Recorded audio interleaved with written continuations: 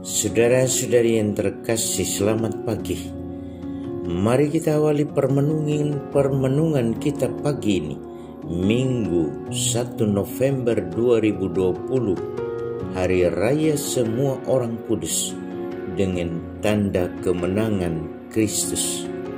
Dalam nama Bapa dan Putra dan Roh Kudus. Amin. Tema renungan kita pagi ini adalah berbahagialah. Matius pasal 5 ayat 1 sampai dengan 12a. Konsep bahagia bagi kita pasti selalu menghindari penderitaan, persoalan, dan masalah-masalah, dan lain-lain. Yang jelas bahagia bagi kita selalu berhubungan dengan cukup makan, cukup minum, cukup uang, sukses, kedudukan, dicintai, disayangi, dan seterusnya. Apakah salah konsep demikian? Tidak. Sebab itulah kebutuhan real manusiawi kita. Pertanyaan yang dapat kita refleksikan pada Hari Raya Semua Orang Kudus ini adalah, apa yang salah dalam hubungan dengan konsep kebahagiaan kita itu? Jika kita membaca dan merenungkan riwayat hidup semua orang kudus, kita akan menemukan bahwa di sana ada pengorbanan yang besar, ada luka, dan ada derita.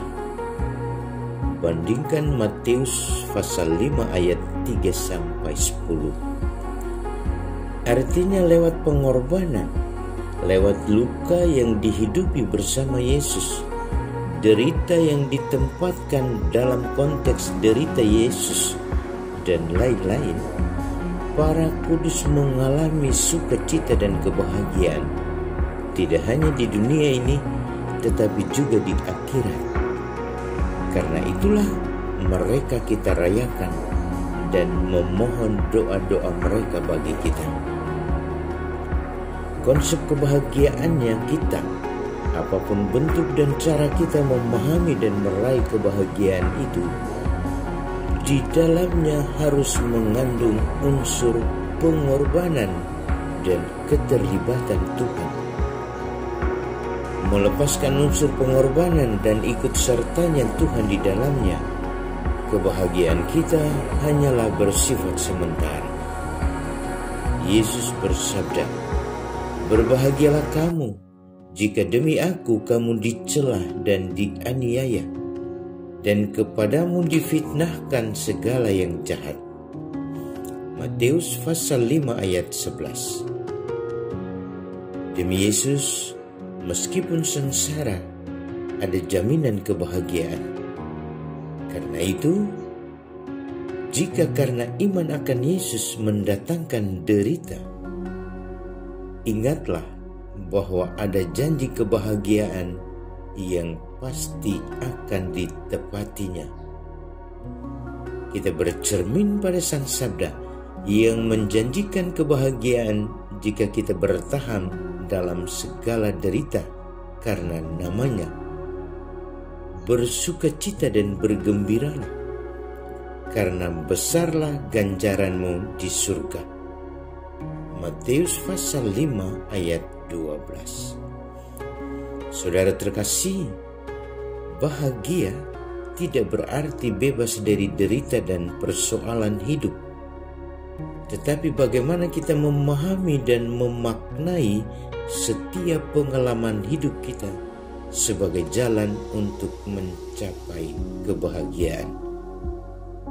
Salam Cornovum, hati baru.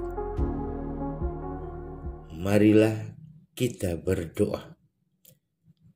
Tuhan Yesus Kristus, Engkau menunjukkan kepada kami bahwa hidup bahagia tidak berarti bebas dari segala pergumulan hidup kami di dunia ini. Ajarilah kami untuk memahami setiap persoalan hidup kami sebagai jalan untuk meraih kebahagiaan baik di dunia ini maupun di akhirat. Engkaulah Tuhan dan Juru Selamat kami, kini dan sepanjang masa. Amin. Tuhan bersamamu dan bersama rohmu. Semoga kita sekalian dalam usaha untuk meraih kebahagiaan senantiasa dibimbing, dilindungi, dan diberkati oleh Allah yang Maha Kuasa, Bapa, Putra, dan Roh Kudus. Amin.